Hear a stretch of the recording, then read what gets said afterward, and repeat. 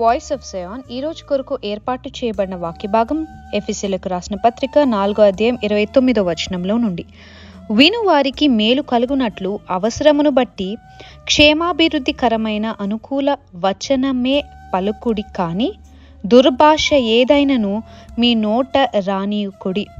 ఈ పత్రిక రాసింది అపోస్తులుడైన పౌలు మనకి చెప్పే విషయం ఏంటంటే, క్షేమాభివృద్ధికరమైన అనుకూల వచనమే పలుకుడి, కానీ దుర్భాష ఏదైనను మీ నోట రానియకుడి.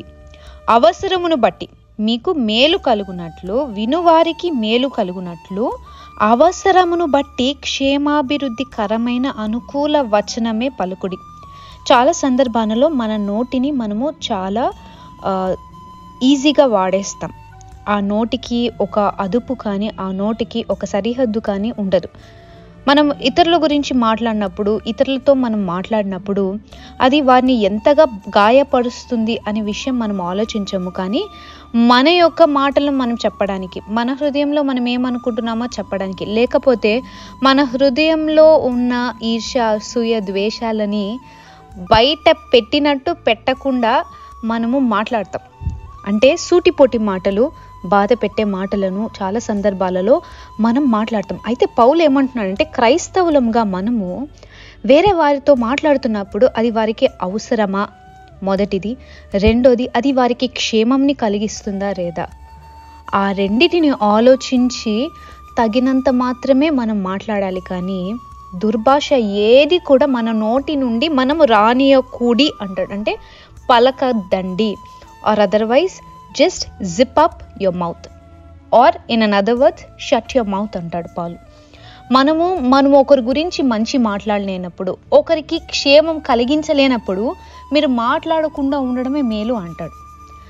అసలు ఈ పౌలు మరి ఎలాంటి మాటలను ఆయన మాట్లాడాడనే విషయాన్ని నేను మీకు చూపిస్తాను.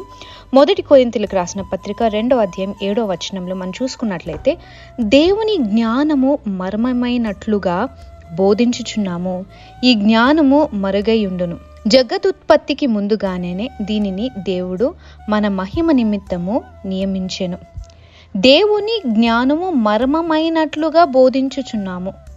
సో అపోస్తులుడైన పౌలు ఒక మనిషితో మాట్లాడుతున్నప్పుడు, లేకపోతే ఒక సంఘానికి బోధిస్తున్నప్పుడు, ఆయన దేవుని జ్ఞానము మర్మమైనట్లుగా ఆయన బోధిస్తున్నాడంట. అదే వచనాన్ని ఒకవేళ మనము మొదటి కొరింథీయులకు రాసిన పత్రిక 2వ అధ్యాయం 7వ వచనాన్ని మనము ఇంగ్లీష్లో చదవడానికి ప్రయత్నం చేసినట్లయితే ఏమని ఉంటుందంటే, rather we speak God's wisdom అంటాడు. అంటే మనము దేవుని యొక్క జ్ఞానాన్ని పలుకుతున్నాము, బోధిస్తున్నాము.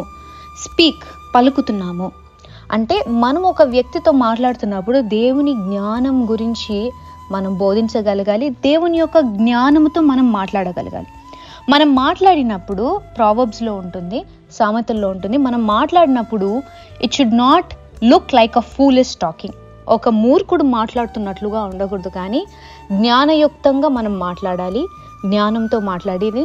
ఇంకొక విషయం ఏంటంటే, మనం మాట్లాడుతున్నప్పుడు ఇతరులకు అది క్షేమాన్ని కలిగించాలి, వాళ్ళ క్షేమాన్ని అది ఇంక్రీజ్ చేయాలి. It should speak wisdom that would increase their protection. వారి క్షేమాభివృద్ధి కలుగునట్లుగా మనం మాట్లాడాలి, కానీ మనకి తోచినట్లుగా మనం మాట్లాడకూడదు. నేను డెలివరీ అయిన తర్వాత కొంతమంది నా దగ్గరికి వచ్చి నాతో మాట్లాడినప్పుడు వాళ్ళు ఏమన్నారంటే, పాప కలర్ తక్కువ. యాక్చువల్లీ ఒక వ్యక్తి దగ్గరికి మనం వచ్చినప్పుడు ఏమని మాట్లాడాలి, అమ్మ నీ హెల్త్ ఎలా ఉంది, పాప హెల్త్ ఎలా ఉంది, ఇలా మాట్లాడాలి.